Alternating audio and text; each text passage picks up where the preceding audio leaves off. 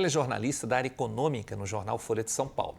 Graduada em jornalismo pela Universidade Presbiteriana Mackenzie em 2012 e em História pela USP em 2018, tem larga experiência na área de comunicação. Com passagens pelo grupo Bandeirantes de Comunicação, Rede TV e TV Cultura, também trabalhou por mais de 5 anos com jornalismo corporativo, além de atuar na agência de notícias do TC Investimentos, uma plataforma de investidores da América Latina. O projeto Memória do curso de jornalismo recebe a jornalista Stephanie Rigamonti. Oi, Stephanie. Olá, professor. Que bom tudo te bem? rever. Obrigado por você ter vindo. Eu que agradeço o convite, é um prazer. A gente já estava tentando marcar um tempão aí. Faz um tempinho, é. Não dava certo.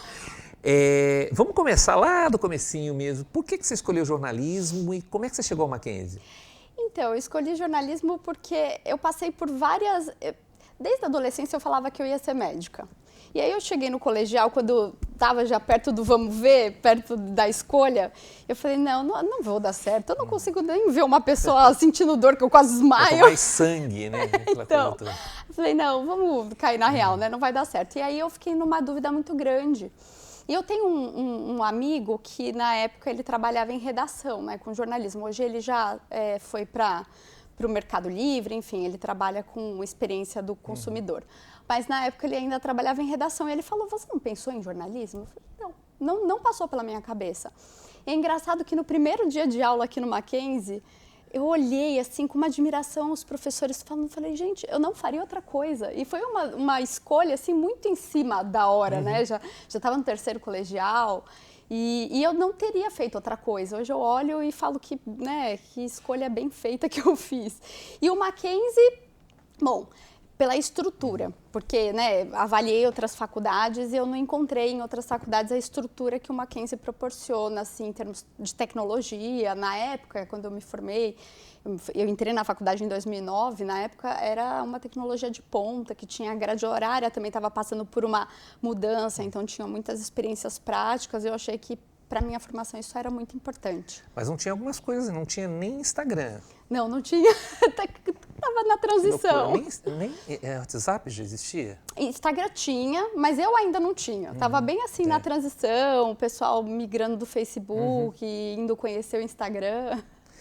Você escolheu uma área que, não sei como é que você foi na faculdade nessa área, mas de qualquer maneira os alunos têm um pavor, né? Porque primeiro pensa que é exatas, né? Não quero ir para economia, tal. E a gente sempre fala que é uma área muito importante e produtiva para quem escolhe. Como é que você foi parar no jornalismo econômico? Então, desde a faculdade eu queria me especializar tanto em ou política ou economia. Eram duas áreas minhas que eu tinha preferência, assim. Só que ao longo da carreira eu acabei parando em TV. E TV você faz tudo, né? Quem trabalha com TV sabe que você cobra um pouquinho de tudo. E aí, quando eu estava na Band, já antes de me especializar em economia, eu já estava com essa vontade de me especializar ou em política ou em economia. Foi aí que surgiu a oportunidade, né? Me falaram de uma vaga na TC Investimentos, que era uma empresa que tinha acabado de fazer IPO, ou seja, abriu capital, entrou na Bolsa de Valores. Eles estavam trazendo muitos jornalistas do mercado, grandes, assim, de grandes veículos, para poder montar uma agência de notícias que competisse com Reuters, Bloomberg. E aí eu falei, né, é uma oportunidade. E eles não cobravam experiência, assim, muito forte na área, né? Eu tinha algumas experiências de cobertura de economia na Band, mas era muito pouco. Enfim, aprendi tudo que eu sei de economia hoje lá. Foram 2 anos muito intensos, que a gente trabalhava ali com operadores de mercado, né, pessoas que faziam gestão de patrimônio, enfim.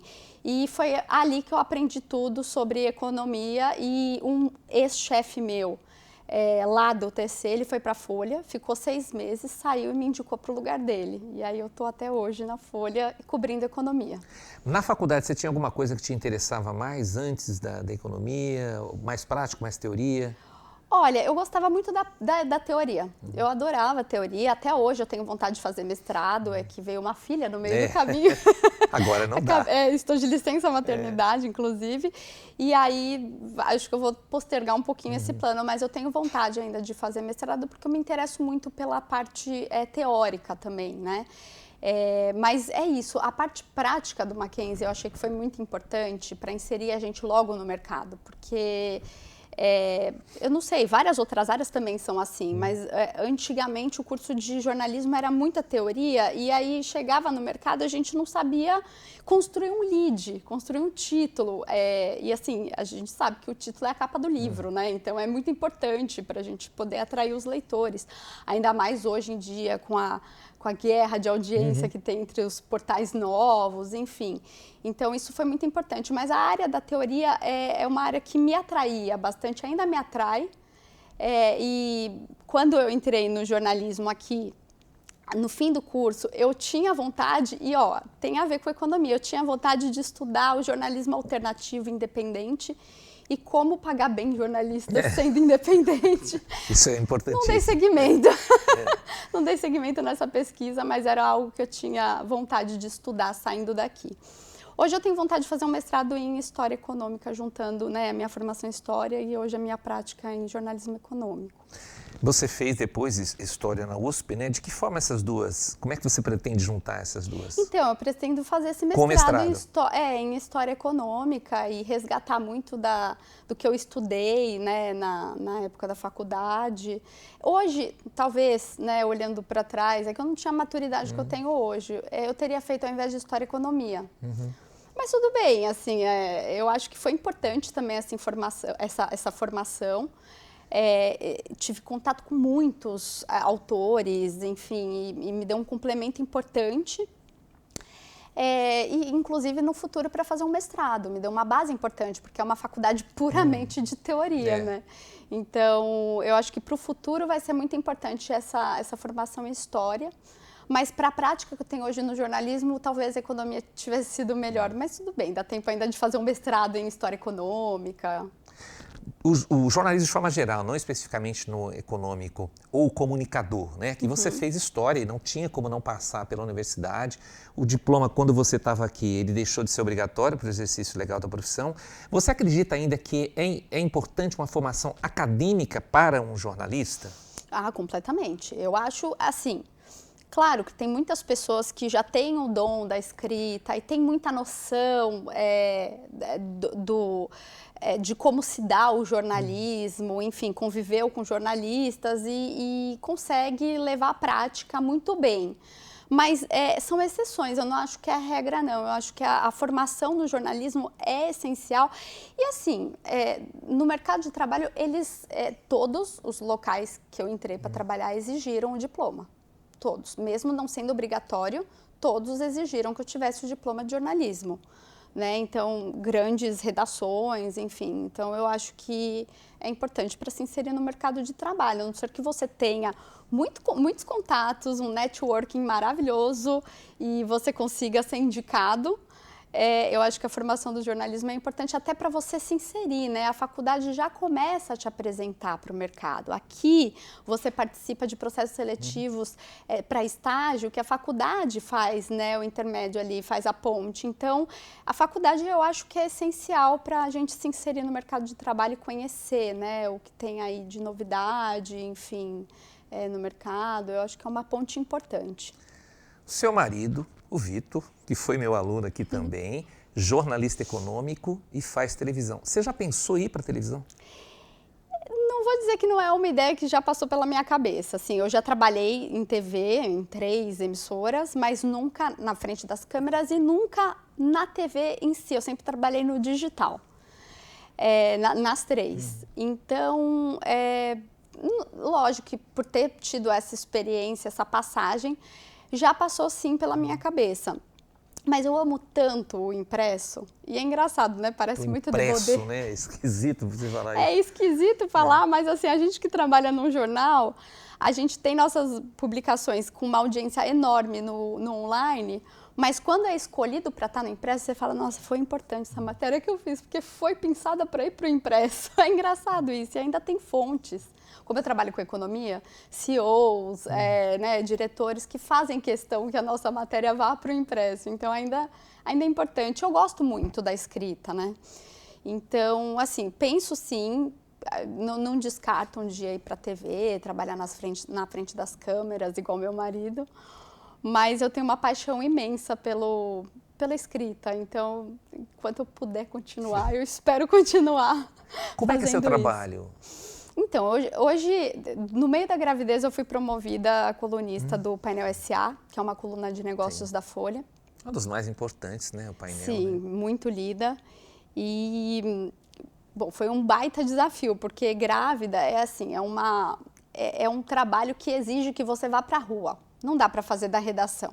Exige que você marque cafés, vá para eventos, seja visto e consiga contatos, relacionamentos com pessoas-chave que vão te passar informações importantes. Você está falando, né? Exige a presença física, Exige. né? Quanto mais, a gente está cada vez mais se afastando, né?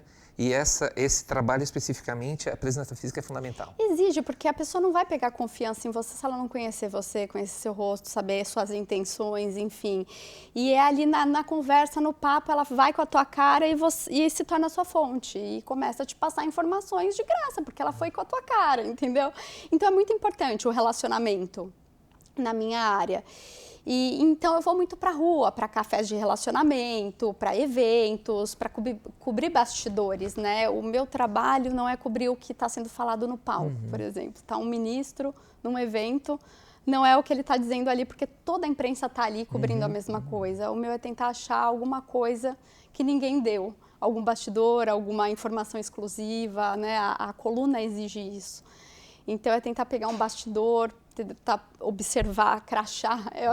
Eu brinco que crachás das pessoas que estão nos eventos trazem muitas informações. Nossa, o ex-ministro tal está em tal empresa, o que isso significa? E você vai apurar e tem muita informação. E exige muita apuração também. O que você vê no evento, às vezes, não é suficiente. Você tem que ir atrás. Então, liga para uma fonte, liga para outra, para confirmar a informação, para entender o que está motivando aquele, né, o crachá, a empresa que o ex-ministro está. Enfim, e aí trazer a informação exclusiva que né, eu falo mais para investidores, para diretores de empresas, né, C-levels, e para essas pessoas a informação exclusiva é importante, né? O que vai fazer uma pessoa dessas assinar a Folha e não o Estadão, que tem uma cobertura forte de economia também, ou o valor econômico, a Reuters, as agências de notícias, o que vai fazê-los assinar a Folha? É a informação exclusiva, eles saberem que é importante ler aquela coluna, porque senão eles vão perder coisas que outras pessoas vão ler.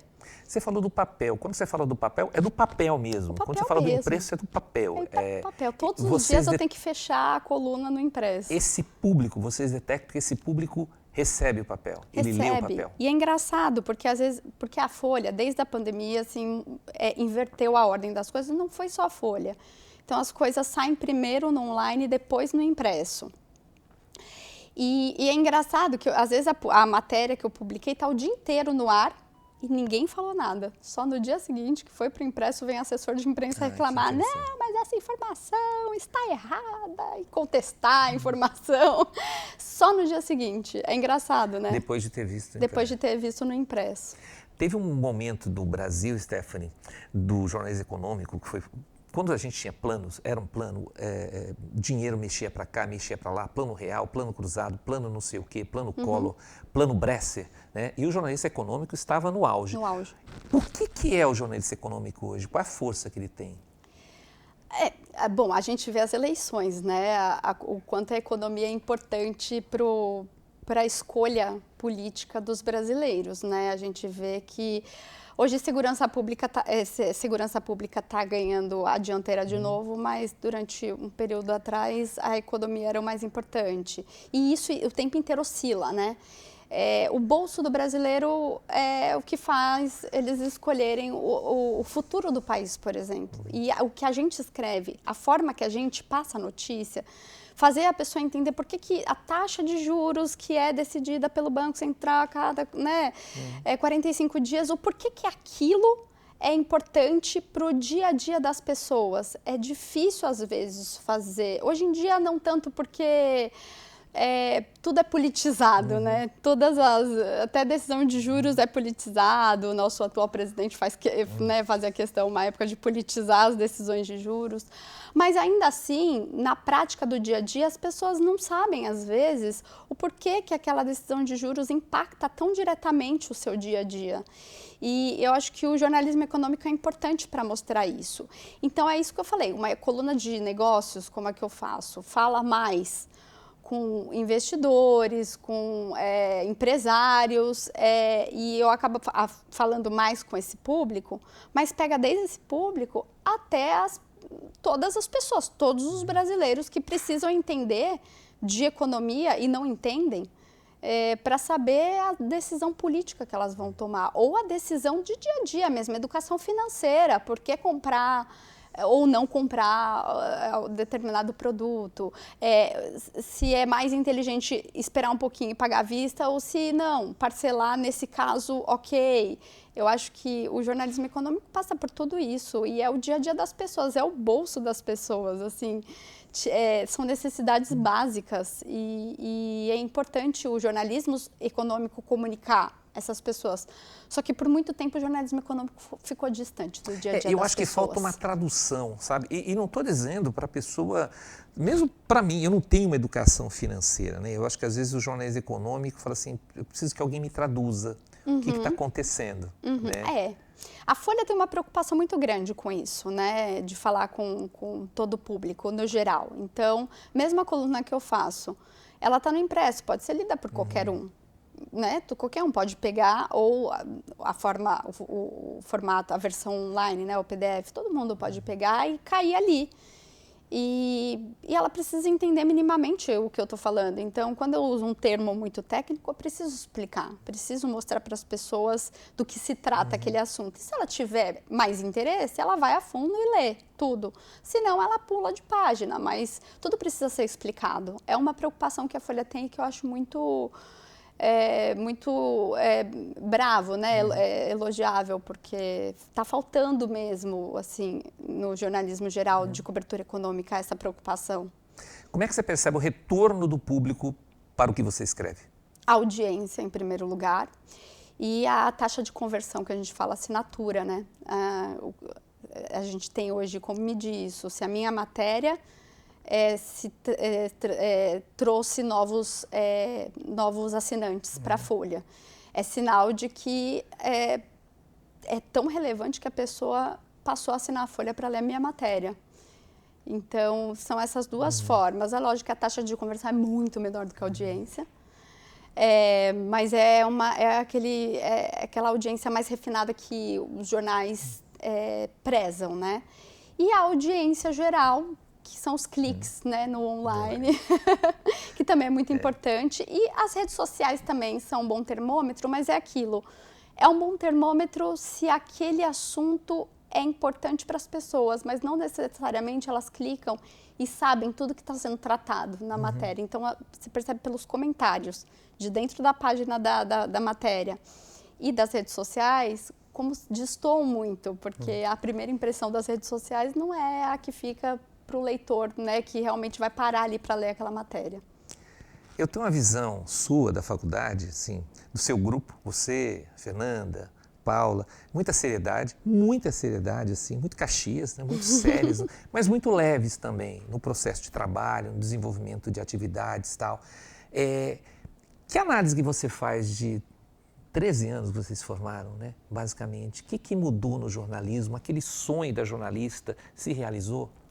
Com certeza, assim, e mais precisamente de um tempo para cá, assim, como que em poucos anos, por que acontece?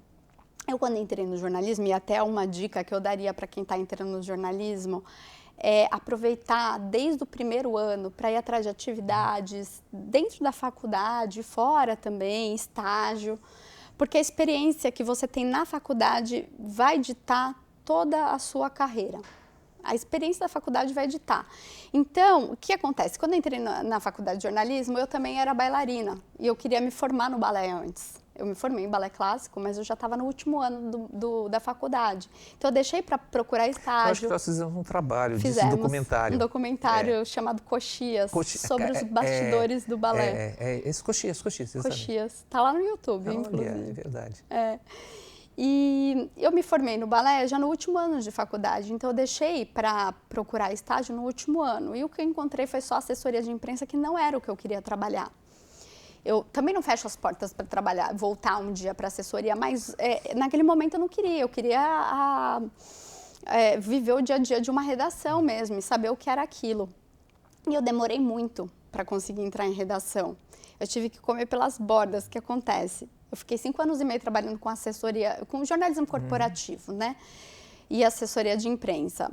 E aí eu fui para a redação, para a TV Cultura, como estagiária de história. Então, depois de 5 anos formada, 5 anos formada, eu voltei a ser estagiária. Eu achava que era uma aposta importante para eu poder entrar em redação, e foi mesmo. Dali eu fui para a Rede TV, que fui para Band, aí eu fui para o TC, Investimentos, me especializei em economia e hoje eu estou na Folha. Então, assim, foi uma trajetória um pouco mais penosa, assim, para eu chegar onde eu queria, mas eu cheguei. E para quem... O talento só não é importante, você tem que ter esse esforço de querer entrar no mercado, fazer contatos, fazer networking. Não dá para você ficar... O jornalismo não é uma profissão que dá para você ficar quietinho no seu canto.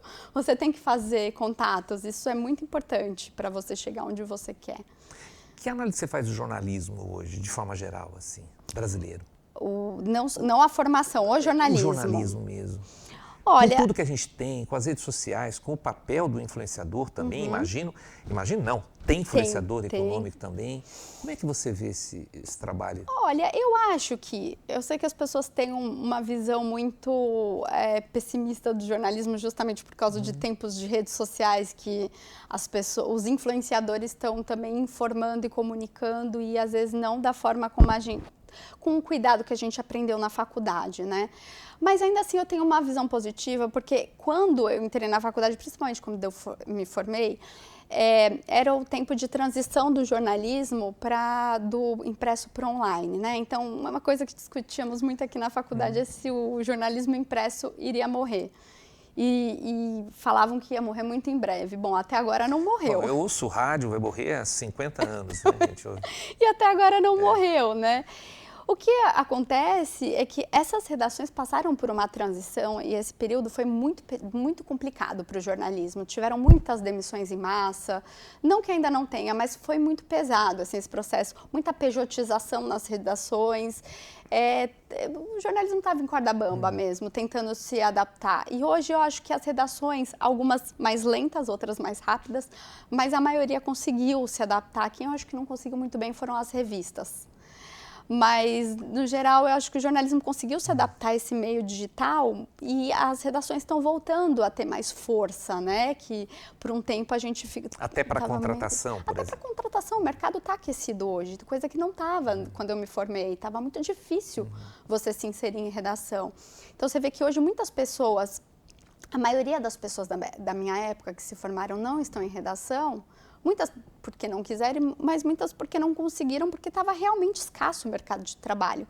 Hoje em dia eu não vejo assim, eu vejo um mercado mais aquecido, novos veículos segmentados. O jornalismo aprendeu que o jornalismo segmentado é importante, e ele ganha patrocínio, ele ganha receita, e ele consegue novas contratações. É porque é caro, né? É caro. Fazer jornalismo é caro. Claro que é muito caro, precisa ter receita. Não dá para ser de graça para as pessoas, né? Não tem como, né? É o que eu queria estudar, como o jornalismo independente sem patrocínio consegue pagar seus jornalistas. Não sei, eu não concluí essa pesquisa, nem iniciei.